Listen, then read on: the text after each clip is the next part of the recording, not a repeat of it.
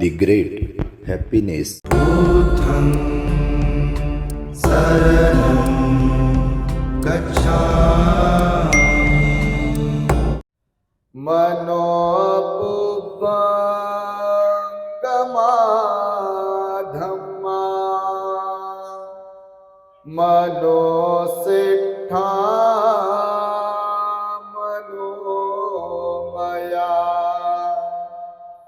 मनसाचे पदुठेन भासति वा करोति वा ततो न दुःखमनवेति चक्रं वहतु पदं मनोपुब्बंगमाधम्मा मनोसिद्धा मनोमया मनसाचे प्रसन्नेन भासति वा करोति वा ततो न सुखमनवेति छायाव अनपायिनी।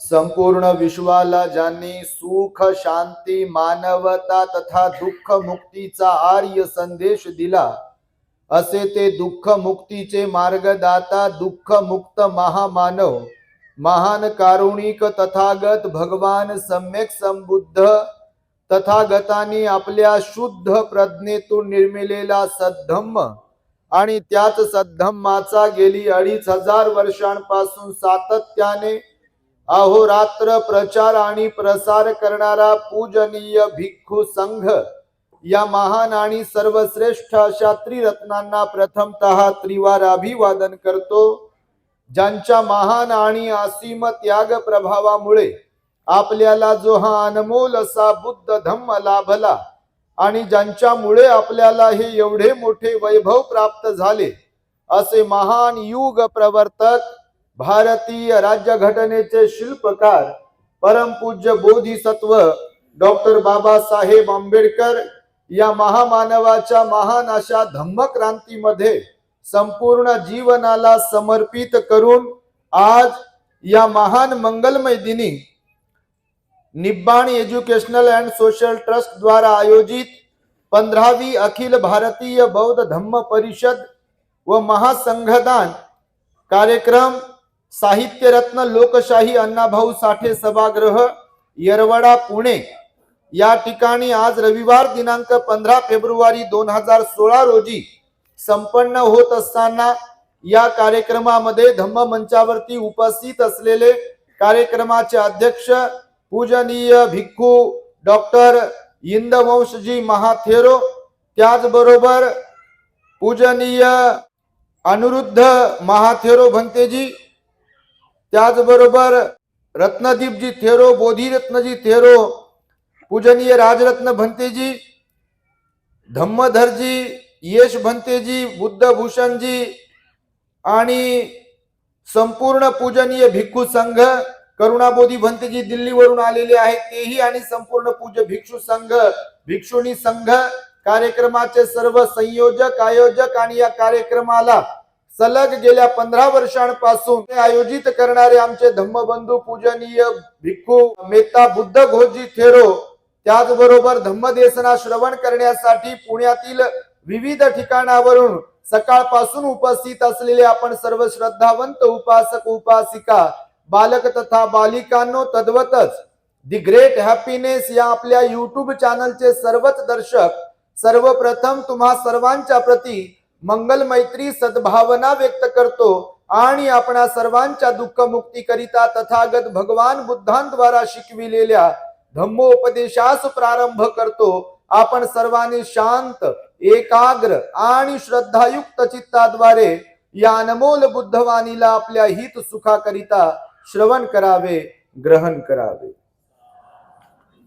आमचे मित्र बुद्ध घोष मेत्ता स्थवीर भंतेजी आणि त्याचबरोबर उद्योजक किशोर भाऊ चंद्रकांत वाघमारे यांच्या संयोजनामध्ये ही 15वी धम्म परिषद या ठिकाणी संपन्न होते आहे। एक तरुण भिक्खू अभ्यासू भिक्खू म्हणून बुद्ध घोष भंतेजींकडे आम्ही पाहतो आणि गेल्या 20 वर्षांपासून ते पुण्यामध्ये काम करतायत। आपण सकाळपासून या कार्यक्रमामध्ये सहभागी झालात। आपण एकदा सर्वांनी बुद्ध घोष भंतेजींचं साधुकाराने आणि त्याचबरोबर टाळ्यांच्या गजरांमध्ये अभिनंदनाने कौतुक केलं पाहिजे, कारण हा धम्माचा जागर आहे। बाबासाहेबांच्या मिशनसाठी वाहून घेतलेला एक भिक्खू आहे आणि ते गेल्या 15 वर्षांपासून सलग काम करतायत। महाराष्ट्रामध्ये आणि महाराष्ट्राच्या बाहेरही अनेक राज्यांमध्ये तथा जगभरामध्ये बौद्ध भिक्खू बुद्ध पुत्र म्हणून या जगाला प्रकाशित करण्याचं काम करतायत। बुद्ध वचनाच्या द्वारे वैविध्यपूर्ण उपदेश भिक्षू संघाकडून लोकांना ऐकायला मिळतात। पुणे तसं तुमचं ऐतिहासिकच आहे आणि ज्या परिसरामध्ये ही परिषद संपन्न होते आहे हा परिसर सुद्धा महामानव बोधिसत्व डॉक्टर बाबासाहेब आंबेडकरांच्या पदस्पर्शाने पुनीत झालेला हा परिसर आहे। कारण या येरवड्यामध्ये गांधीजींनी मला वाटतं सत्याग्रह केला होता आणि त्यामुळे त्या सत्याग्रहाला सोडविण्यासाठी महामानव बोधिसत्व डॉक्टर बाबासाहेब आंबेडकर आले होते। या पुण्यामध्ये तळेगाव दाभाडेला सुद्धा बाबासाहेबांचा बंगलो आहे। त्या काळामध्ये पुण्यामध्ये काम करण्यासाठी विधायक काम करण्यासाठी म्हणून बाबासाहेबांनी जागा विकत घेतली। तिथे आजही बाबासाहेबांचा बंगला आहे। त्यानंतर पुण्याला लेण्यांचं तुमच्या एक काय म्हणू ऐतिहासिक महत्व प्राप्त झालेलं आहे आणि आपल्या बुद्ध घोष भंतेजींनी तर बेडशे लेणी जवळ जागा विकत घेतली आहे। तिथे मॉनेस्ट्रीचा त्याचा मोठा संकल्प आहे आणि त्यांना तुम्ही सर्वजण सहकार्य करीतच आहात। रोज आणि रोज कुठे ना कुठे प्रोग्राम्स आहेत। काल आम्ही किनवटला होतो नांदेडमध्ये, माझ्या समवेत बसलेले बरेच भिक्खू तिथे होते आणि आज आम्ही इथे आलो पुन्हा उद्या कुठे ना कुठे, कारण बाबासाहेबांनी आपल्यावरती अनंत उपकार केलेले आहेत आणि त्या उपकारांची परतफेड तर आपण कोणी करू शकत नाही, परंतु बाबासाहेबांच्या ऋणांमध्ये आपण राहिलो पाहिजे। मी नेहमी सांगतो फुकट खाणाऱ्यापैकी आपण नसलो पाहिजे। खरं की खोटं? खरंच म्हणा, खोटं काय म्हणाल तुम्ही? आणि तुम्हाला तर बाबा जेवढं तुमचं कौतुक करावं तेवढं कमीच आहे, कारण मी इथं बसत होतो उठत होतो, कारण शेवटी शरीर आहे, शरीर त्रास देत होतं आणि मला मध्येच वाटत होतं बा तुम्ही उठून जाता का काय, माझा नंबर लागेल की नाही, नंबर लागेल की नाही, जेव्हा लागेल तेव्हा लोक थांबतील की नाही। पण एवढी मोठी संख्या वर पण आहेत बरं तुमच्या, असं समजू नका आम्हीच बसलो इथं समोर, तुमच्या वर सुद्धा लोक बसलेले आहेत आणि ते अत्यंत श्रद्धेने तुम्ही आणि सर्वजण ऐकत आहात आणि त्यामुळे तुमच्या श्रद्धेची दाद दिली पाहिजे, तुमच्या धार्मिकतेला दाद दिली पाहिजे। म्हणून स्वतःसाठी पण एकदा साधुकार आणि प्रचंड टाळ्या वाजवा। तुम्ही खरंच खूप धार्मिक आहात बापा, लय चांगले आहात तुम्ही, तुमच्यासारखं तर कोणीच नाही आहे। कारण एवढी मोठी गर्दी पुण्यामध्ये होती। आता काही दिवसांपूर्वी आम्ही खराडीला कुठे गेलो म्हणते, खराडीला सारनाथ बुद्ध विहारामध्ये आमचा गुणगौरव समारंभ आयोजित केला होता। तिकडे पण आपल्यापैकी बहुतेक जण आले असालच आणि इकडे पण एवढी मोठी गर्दी केली। बऱ्याचदा कार्यक्रमांच्या निमित्ताने पुण्यामध्ये आणि सगळीकडे आम्ही फिरतो। बघा, जीवन हे तसं क्षणभंगूर आहे। महामानव बोधिसत्व डॉक्टर बाबासाहेब आंबेडकरांनी आपल्याला हा सर्वश्रेष्ठ असा बुद्ध दिला। ज्यांना कवडीची किंमत नव्हती अशा माणसांना बाबासाहेबांनी बुद्ध दिला।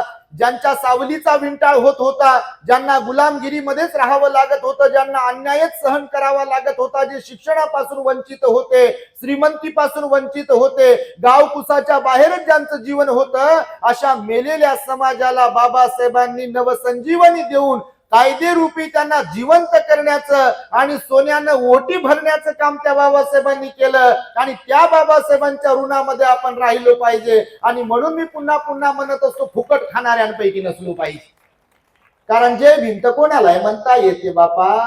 आता निवडणुकीमध्ये तर तुम्ही पाहिलंच असेल, निळ्या पट्ट्या पंचरंगी पट्ट्या निळीचा भंडारा लावलाय, जय भीम दादा जय भीम आई, आणि आपले टम फुकते दुसऱ्यानं म्हटल्यावर, आणि आपलं कोणी म्हणलं की नाक वाकडं करते। तुम्ही नाही बापा, तुम्ही लय चांगले आहे तसे, परंतु काही काहींची गोष्ट करतो, काही काही लोक खरं जयंतीलाच बाहेर पडतात, काही काहीला याचा गंध नसतो की धम्म परिषद पण असते, आपल्यामध्ये दान पण द्यावं लागते, पंचशील पण पालन करावं लागते, आठवड्यातून एक दिवस उपवासाचं पण पालन करायला पाहिजे, किंवा ध्यान साधनाही करायला पाहिजे, विहारातही जायला पाहिजे. काही काही लोक या गावचेच नसतात. तुमच्या माहितीसाठी सांगतो, आम्ही अभ्यास करतो, खेड्यापाड्यात शहरात सगळीकडे आम्ही फिरतो, तर फार काही जास्त लोक सगळीकडे नसतात. आता सोशल मीडियाच्या माध्यमातून मात्र जमेची बाजू आहे, प्रचंड गर्दी करतायत जिकडे तिकडे लोक. एकदा युट्यूबच्या मालकासाठी, तुम्ही मी काही ओळखत नाही त्याला, पण त्याच्यासाठी टाळ्या वाजवा. कारण आज तुम्हाला घर बसल्या जगातील प्रत्येकाला आणि आपल्या बोली भाषेमध्ये, लोक भाषेमध्ये समजेल अशा भाषेमध्ये तुम्हाला अनेक भिक्खू त्यांच्या युट्यूबच्या माध्यमातून प्रवचन देतात, आणि घरात बसून लोकांमध्ये सुधारणा होते. बघा, जेव्हा लोक बोलून दाखवतात इकडे मनस्वी आनंद होतो, कारण लोकांमध्ये परिवर्तन झालं पाहिजे. आणि भगवंताच्या वाणीनुसार, बाबासाहेबांच्या वाणीनुसार, तर कर सको तो अपनी वाणी में कुछ असर पैदा करो, रुख हवाओं का बदल दो, हुनर पैदा करो, और तुम्हें सम्मान से जीना है अगर इस देश में, तो हर घर में एक आंबेडकर पैदा करो, एक आंबेडकर पैदा करो. असं आम्ही रोज आणि रोज लोकांना शिकवतोय, सांगतोय. कारण बाबासाहेबांचा आदर्श घेऊन आपल्या मुलांना आपण गुणवान बनवलं पाहिजे.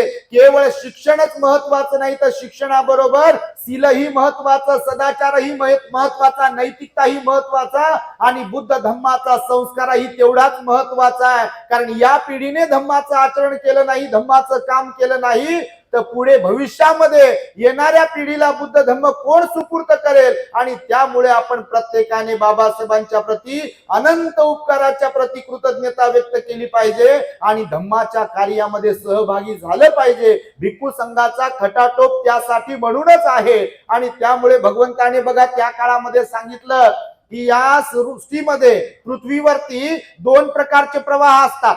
सगळेच चांगले लोक किंवा सगळेच वाईट लोक असतात का? ऐकता का नाही? का सुस्ती आली? बापा कशी सुस्ती येईल आमच्याकडे माईक आल्यावर, कारण आमचा आवाज लय जाडा भरडा आहे, झोपलेल्याला जागा करते. कारण आमच्या आईनं पडदिवीला दातवण लावू गुठ घालू घालू असं घसा नरडा मोठा केलाय, त्याच्यामुळे झोपलेले दचकून उठते. आणि त्यामुळे बघा, तुम्ही काय सुस्त व्हाल. वेळ जरी अधिकचा झाला असल्या कारणाने मी अधिक बोलणार नाही आहे. तुम्हाला भगवंताच्या काळातली एक स्टोरी सांगणार आहे, पण त्यापूर्वी तुम्हाला पार्श्वभूमी सांगतो. एकदा भगवान बुद्ध आपले असेच बसले होते.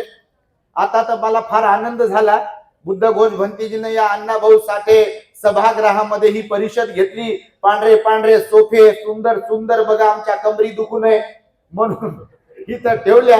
तुम्हाला बसण्यासाठी नरम नरम खुर्च्या दिल्यात. आपले कार्यक्रम असेच झाले पाहिजे. बघा, एकदा भंतीसाठी डबल तुम्ही टाळ्या वाजवा, कारण ही क्वालिटी मेंटेन केली पाहिजे. आम्ही थायलंडला जातो, श्रीलंकेला जातो. तुमच्याही पैकी कोणी आले असतील तर थायलंडमध्ये, श्रीलंकेमध्ये भिक्खूंना राहण्यासाठी, त्यांना बसण्यासाठी, उठण्यासाठी, खाण्यासाठी, राहण्यासाठीची जी व्यवस्था आहे ती हाय क्वालिटी व्यवस्था आहे. तुम्ही थायलंडमध्ये जर पाहाल, विहार टोले जंग आहेत. विहारामध्ये सोनं, स्वच्छता, भिक्खूचं राहण्याचं ठिकाण, त्यांच्या बसण्याचं ठिकाण, ध्यानाचे कक्ष वगैरे वगैरे हाय क्वालिटी वाले असतात. आज आपण पाहतोय, म्हणजे तुम्ही तर तुमचे विहार चांगलेच असतील काही काही, पण विहार पाहतो आम्ही काही काही ठिकाणचे लोकांचे बंगले मोठमोठे राहतात, पण विहार मात्र काही काही ठिकाणी अपूर्ण राहतात, तिथे व्यवस्था नसते. आणि त्यामुळे आपण आदर्श घेतला पाहिजे. बुद्धाला काही गरिबी आवडत नव्हती. बुद्ध स्वच्छही होते, बुद्ध नीटनेटकेपणा भगवान बुद्धांकडे होता. बुद्ध अस्वच्छ नव्हते, भगवंतांनी अस्वच्छता सांगितली नाही, बुद्धांनी गरिबी पण पसंत केली नाही. द बुद्ध आणि धम्मग्रंथामध्ये बाबासाहेबांनी लिहिलं, बुद्धाला दारिद्र्य पसंत नव्हतं. म्हणजे खा प्या मजा करा असे लोक भगवंताला आवडत नव्हते. पहिली गोष्ट, तर दीर्घोद्योगी लोक आवडत होते, मेहनत करणारे लोक आवडत होते भगवान बुद्धाला. आपण आता जर वाईट असेल तर चांगलं बनणारे लोक भगवान बुद्धांना आवडत होते. आणि म्हणून भगवंताने एक दिवस असंच बसलेले असताना जमिनीवरची माती आपल्या नखावर घेतली. आजूबाजूला भिक्षू संघ बसला होता आणि भगवंताने त्यांना प्रश्न केला की भिक्षूंनो, माझ्या नखावर असलेली माती जास्त आहे की या जमिनीवरती, पृथ्वीवरती असलेली माती जास्त आहे? कोणती माती जास्त असेल? कोणती? पृथ्वीवरती, जमिनीवरची माती जास्त अधिक असेल ना. तर भगवान बुद्धांनी त्यांना संबोधून सांगितलं की भिक्षूंनो, मी जशी या नखावरती माझ्या माती घेतली आणि तुम्ही म्हणत आहात की नखावरची माती कमी आहे, तसेच या जगतामध्ये पुण्यवान लोक, श्रद्धावान लोक, दानी लोक, सदाचारी लोक, ध्यानी लोक, त्यांची संख्या अशी नगण्य आहे, कमी आहे. परंतु याच्या उलटे जे लोक आहेत, कोणते?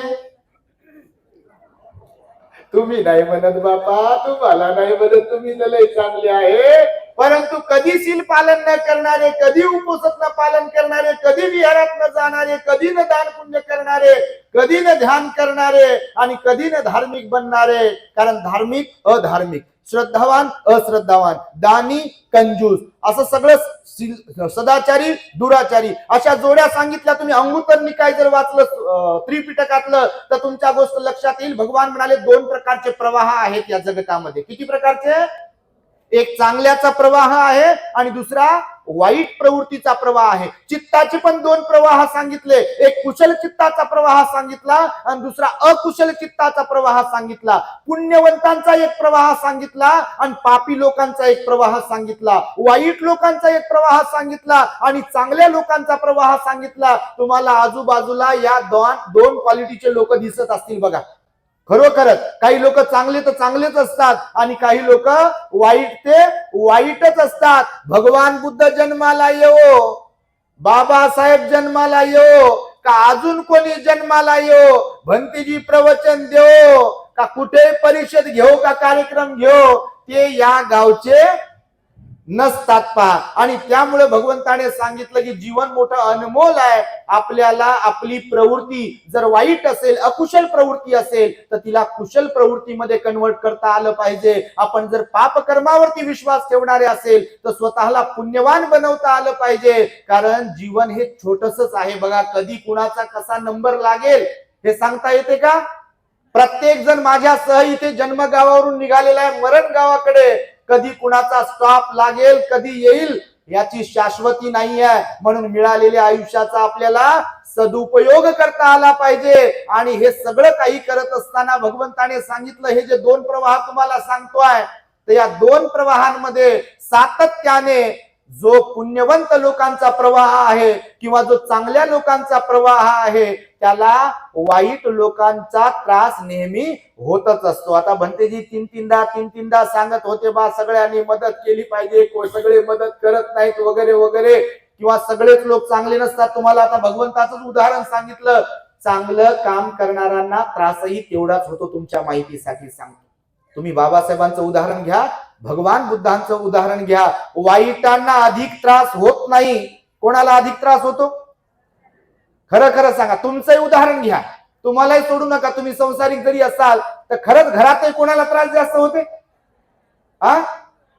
जे नीट आहेत, व्यवस्थित आहेत, ज्यांना घरादाराची लय काळजी आहे, त्यांना जास्त त्रास होते. आणि जे कामातून गेले, तुम्ही नाही गेले आणि जाऊही नका, पण जे कामातून गेले, जे ध्यानावरच नाही, ते म्हणते जे होईल ते पाहू, म्हणते का नाही?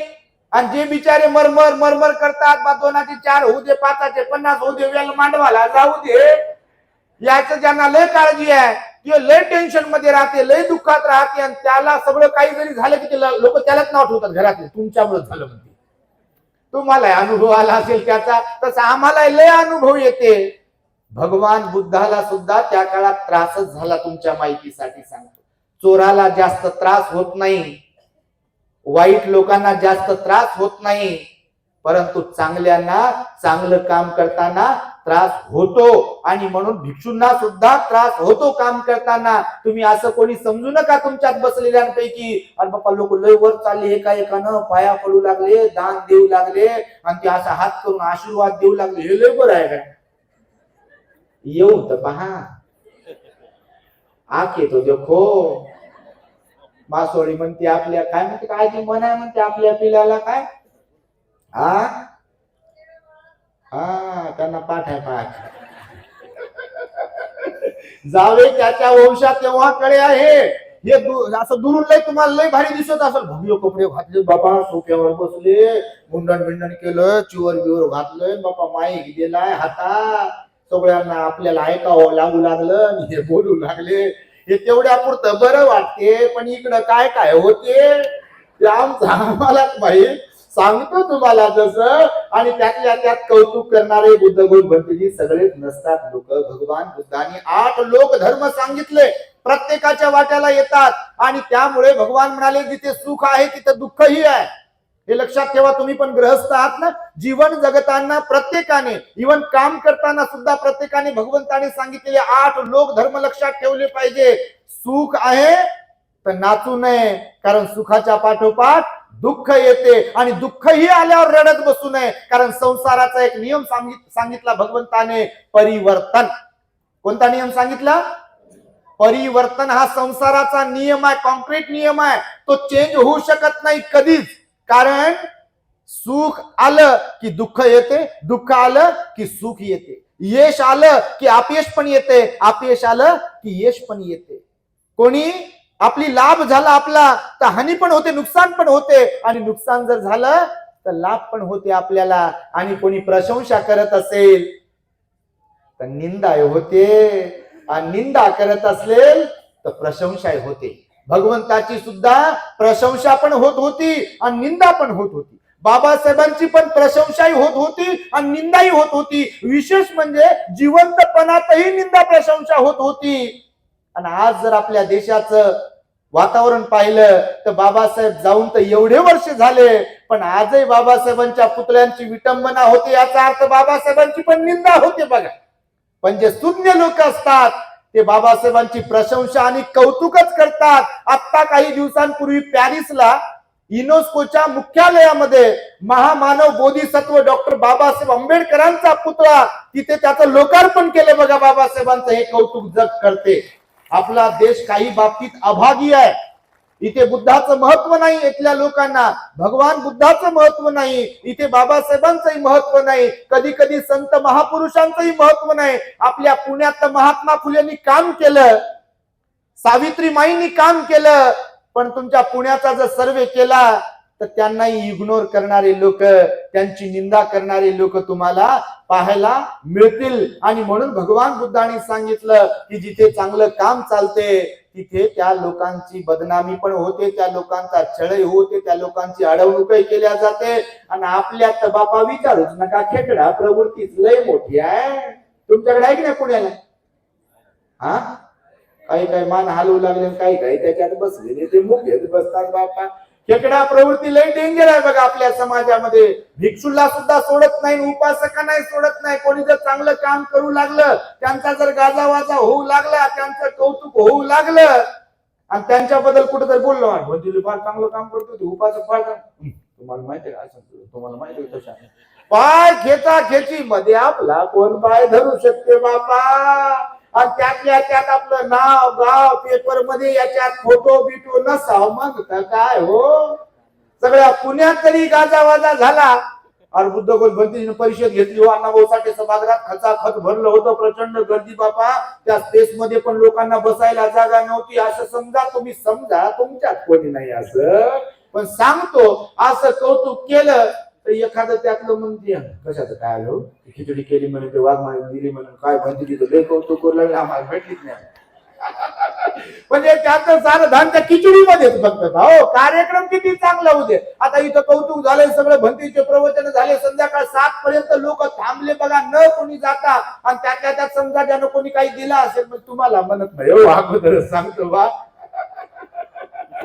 पण इथं जर कधी यांच्याकडून नाव चुकलं, अगोदर याच्या लय पाया पडू पडू समजा बेजार असतील, बुद्धगुणपती सारखं कोणी नाही हो, यांच्यासारखं कोणी नाही हो लय म्हणत असतील. इथं समजा हे चुकले आणि त्यांनाच नेमकं विचारलं कार्यक्रम कसा झाला,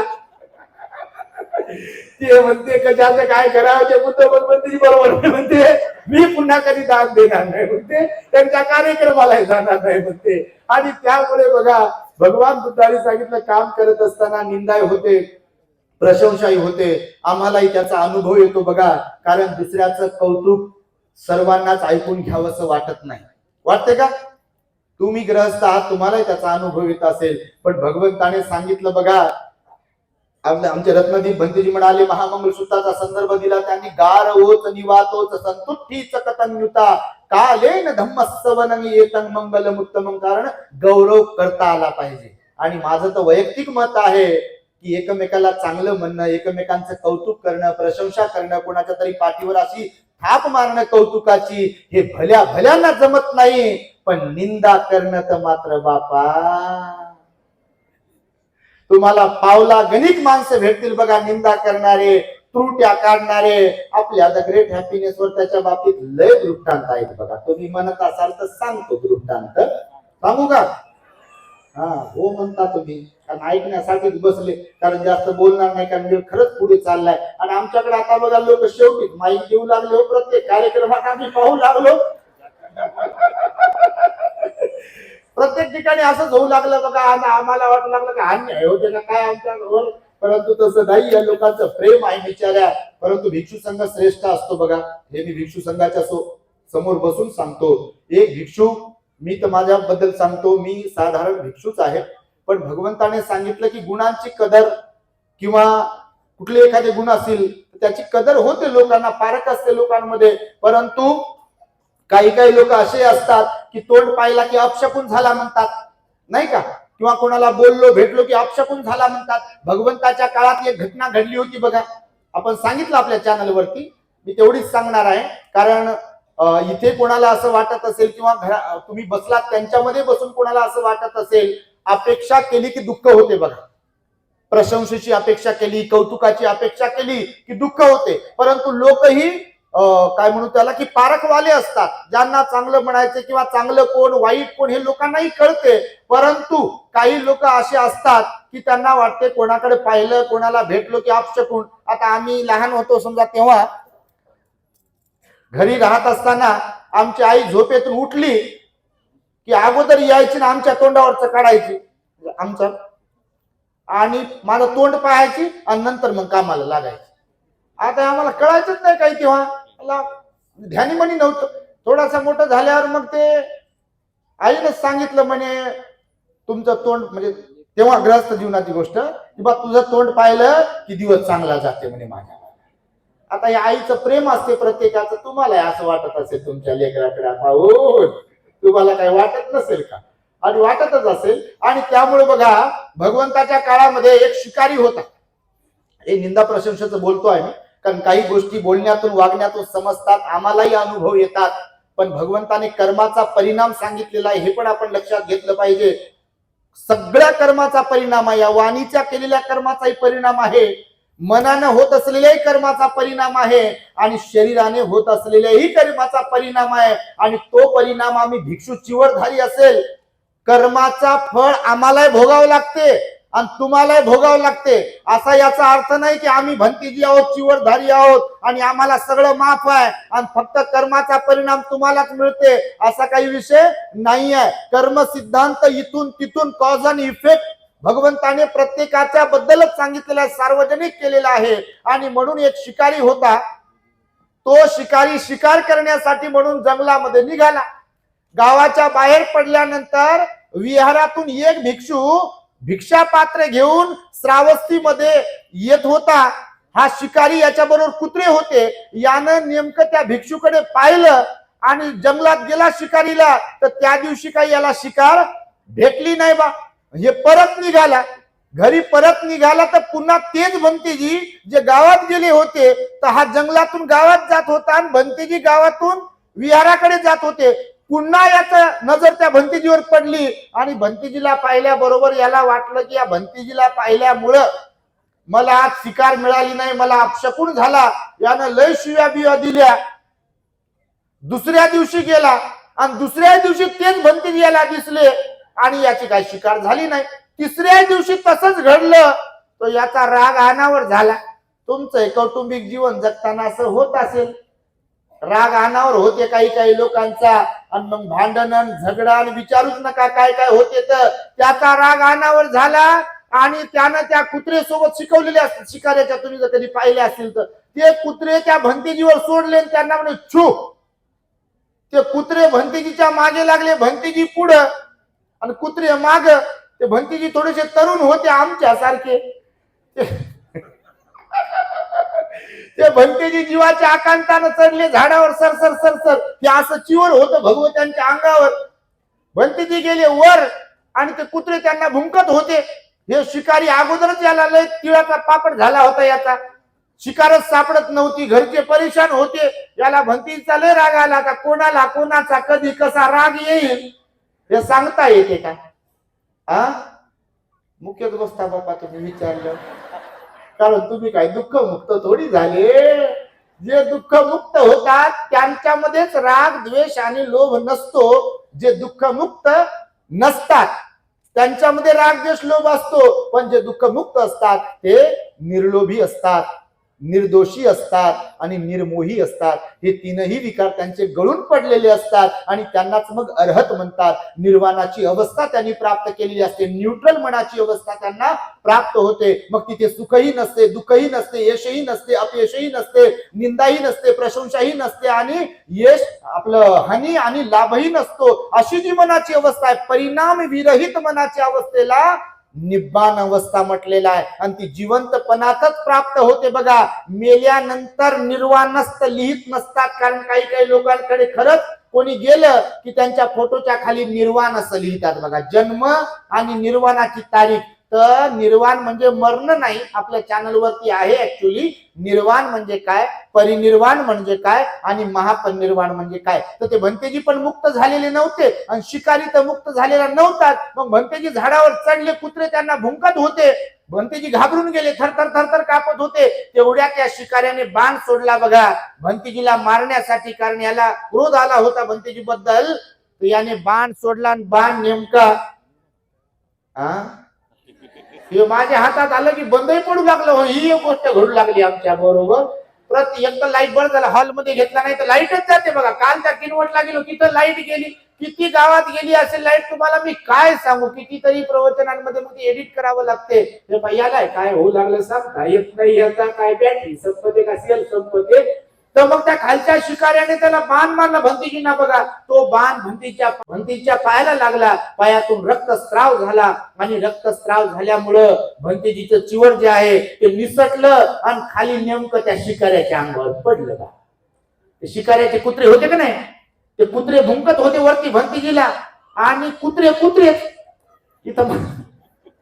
इथे माणसाला काही कळत नाही, कुत्र्याला काय ढेकळं कळेल.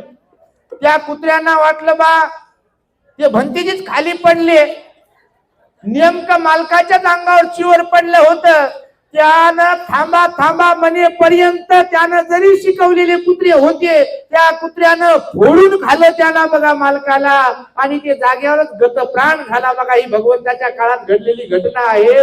मी तुम्हाला यासाठी सांगितली की कर्माचा परिणाम जशाच तसा आहे आणि त्यामुळे कधी कुणाची निंदा करू नये, कधी कुणाची हिंसा करू नये, कधी कुणा चोरी करू नये, व्यभिचार करू नये, खोटं बोलू नये, ठकू नये, फसू नये, लबाडीनं वागू नये. भगवान म्हणाले करुणेनं वागा, दयेनं वागा, दान पुण्य करा, लोकांना सहकार्य करा, लोकांच्या चेहऱ्यावर तुमच्यामुळे हास्य फुललं पाहिजे. भगवान म्हणाले नाही तर तुमच्याकडे पाहून लोक नाक मुरडत असतील आणि तुम्हाला पाहून लोक कट मारत असतील तर आपली गाडी रॉंग मार्गावर चालली असं जरा स्वतःला समजावून सांगितलं पाहिजे. आणि नेहमी मी सांगतो, आता राजरत्न भंतेजी पण म्हणाले मिलिंद प्रश्न तुम्ही ऐकत असाल तर मिलिंद प्रश्नामध्ये सांगितलं की श्रद्धेचं लक्षण प्रसन्नता आहे.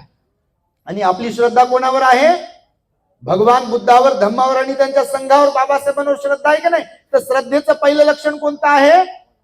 प्रसन्नता. हे श्रद्धेचं पहिलं लक्षण आहे आणि म्हणून तुम्ही सगळे प्रसन्न राहावेत यासाठी म्हणून आम्ही हे सगळं काही बोलत असतो. आणि भंतेजीने आम्हाला इथे बोलावलंय, आज परिषदेला वेळ आणि वेळ होतोय त्यामुळे अधिक आम्ही बोलणार नाही. परंतु आमचे भंतेजी म्हणाले कोणतं तरी एक गाणं तरी म्हणाबा, जास्त बोलणार नाही तर जाता जाता तुम्हाला एक दोन शब्द गाण्याचे ऐकवतो आणि माझ्या प्रवचनाला पूर्ण विराम देतो.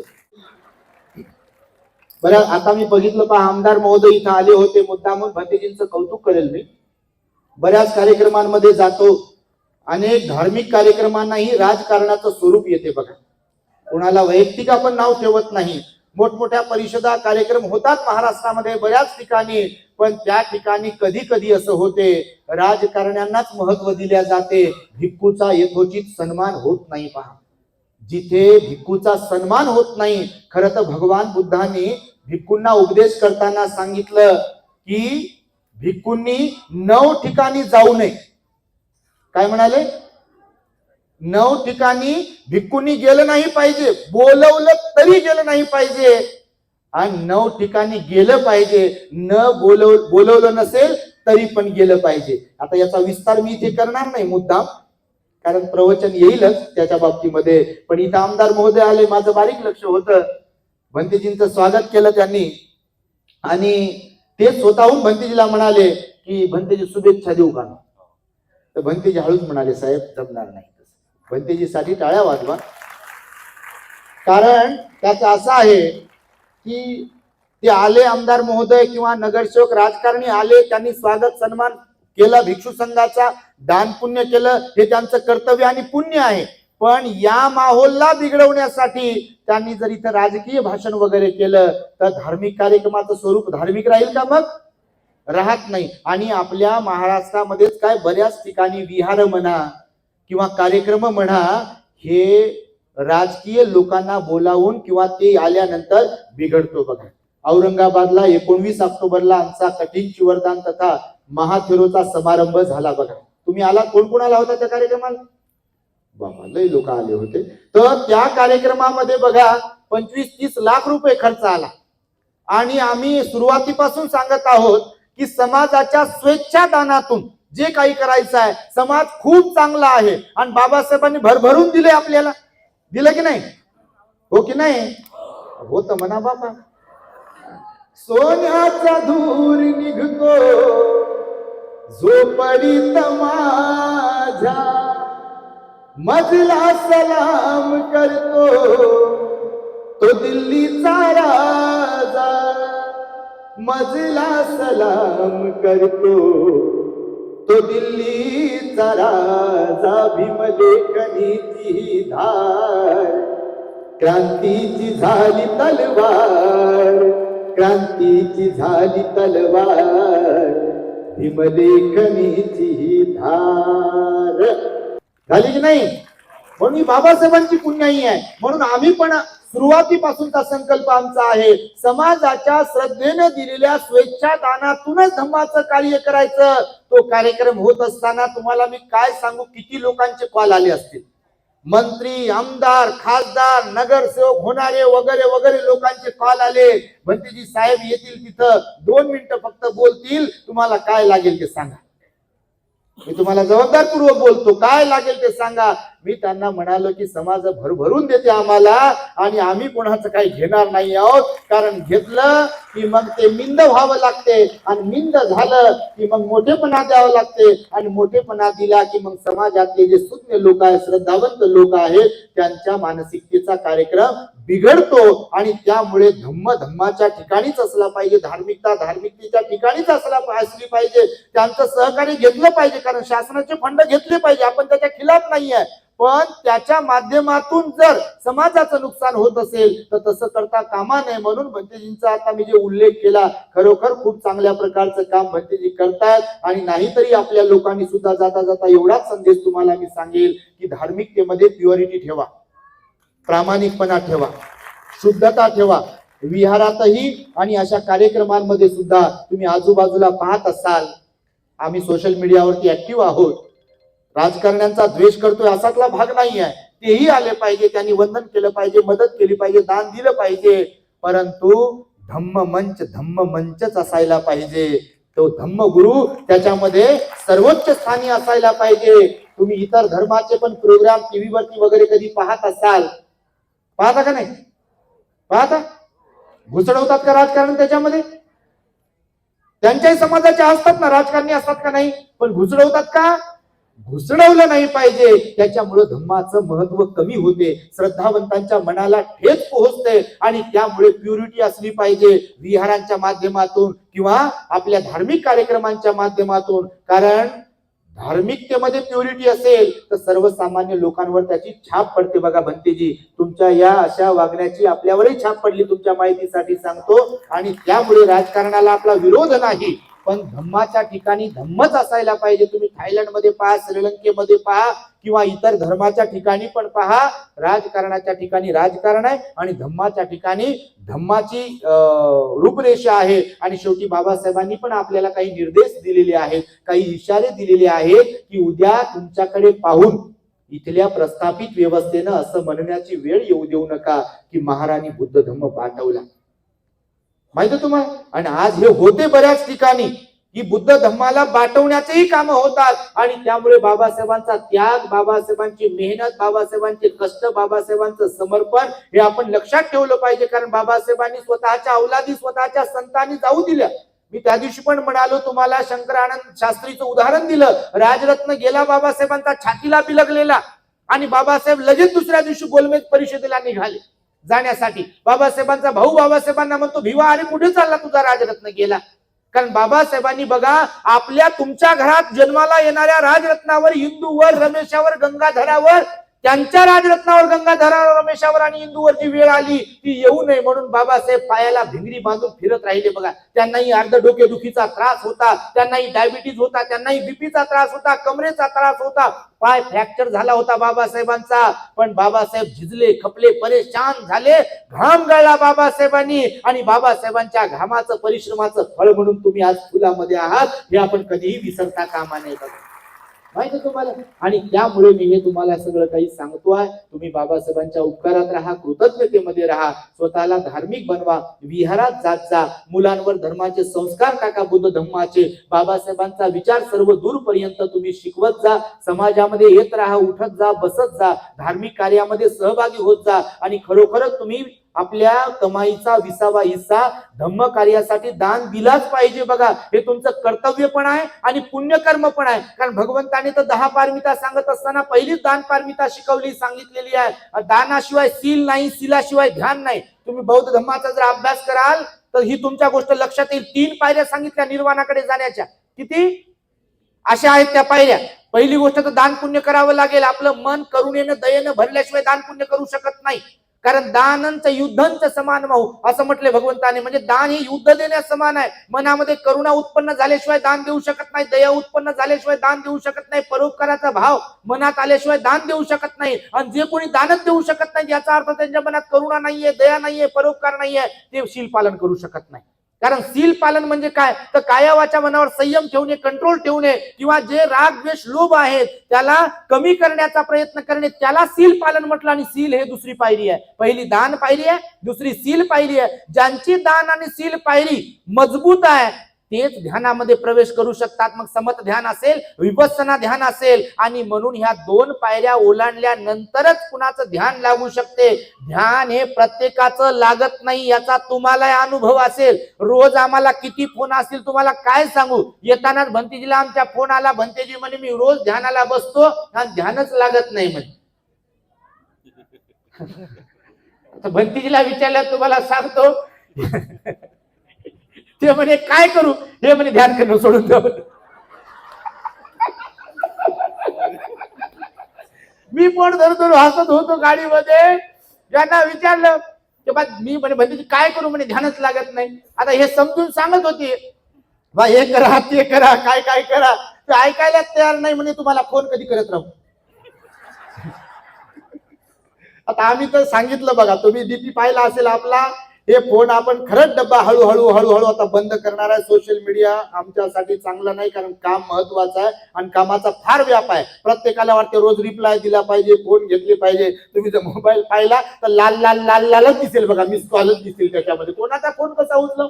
तुम्ही मेसेजेस जर पाहिले तर हजारो मेसेज पेंडिंग आहे. आणि आता 1 मिनिटापूर्वी केलेला मेसेज खाली जाते. त्यांनी विचारलं उपासकाने फोन कधी करत राहू, हे म्हणे 7 नंतर करा. मी त्यांना लगेच म्हटलं फोन ठेवल्यावर भंतेजी तुम्हाला रोज 7 नंतर फोन जर नाही आला त्या माणसाचं काय राहील. आणि तेच प्रश्न मोबाईलवर प्रत्यक्ष येऊन विचारणार नाही, भेटणार नाही कधी. फोनवर म्हणते प्रश्न विचारू का. मी तर डायरेक्ट सांगू लागलो कोणाला, कोणी आपल्याला वंदो का निंदो, लोकांपर्यंत पोहोचायचे फोनवर काही, फोनवरच प्रश्न सोडवा का सांगा तुम्ही. फोनवरच प्रश्न जर सोडवले तर त्यांनी विहारात कधी जावं.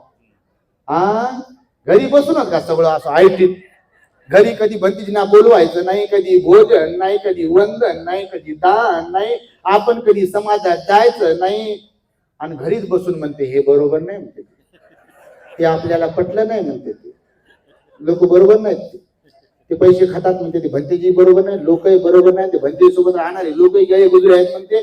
जे विहारात जातात बाया म्हणते, त्या बाया गेलेली केस आहे म्हणते, त्यांचं काही खरं नाही. कोणी दान देते वाघमारे सारखं, ते 2 नंबरचा पैसा दान देते. अशी गोष्ट आहे बघा आपल्या लोकांची. आणि त्यामुळे बघा ही गोष्ट धर्माच्या कार्याची आहे. तुम्ही सदोदित समाजात येत राहावं यासाठी तुम्हाला हे वेगवेगळ्या प्रकारचं मी बोललो. निश्चितपणे आमच्या भंतेजींचं आमच्यावर प्रेम आहे, आमचंही त्यांच्यावर भरपूर प्रेम आहे. तुम्ही सर्वांनी पुणेकरांनी त्यांना साथ दिली पाहिजे आणि त्यांच्या बेडशे भाजले बेडशे लेणीला तुम्ही गेले पाहिजे. मला वाटतं काही दिवसानंतर बुद्ध मूर्तीची प्रतिष्ठापना होणार काय झाली? हा, मे मध्ये आहे म्हणते, तुम्हाला यायचं म्हणते. आता काय खरं काय खोटं असंच अंधार पडेपर्यंत थांबू नये म्हणजे झालं बा. तर आधी बोलत नाही, माझ्या शब्दांना मी इथे पूर्णविराम देत आहे. आपण सर्वांनी आपल्या द ग्रेट हॅपीनेस चॅनलला सबस्क्राईब केलंच असेल. वैविध्यपूर्ण प्रवचन असतात आणि औरंगाबादेत सुद्धा आम्ही द ग्रेट हॅपीनेस टॉवरचं निर्माण करतोय. समाजाच्या स्वेच्छा दानातून करतोय. 4 मजल्याची बिल्डिंग आपली उभी राहते आहे आणि महाराष्ट्रातून आपल्याला खूप चांगला प्रतिसाद आहे. सगळ्याच भिक्खूंची प्रवचन तुम्ही ऐकत जा आणि बुद्धघोष भंतेजीला सुद्धा तुम्ही सहकार्य करा आणि दान पुण्य करा अशी एक अपेक्षा व्यक्त करून थांबतो. भवतो सर्वमंगलम् रक्षन्तु सर्वदेवता सर्वबुद्धानुभावेन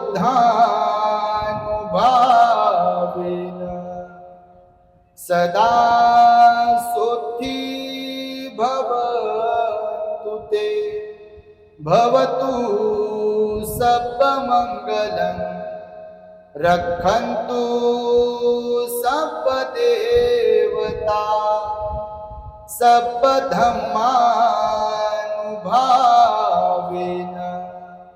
सदा सोत्थी भवन्तु ते. भवतु सर्वमंगलम् रक्षन्तु सर्वदेवता सर्वसंघानुभावेन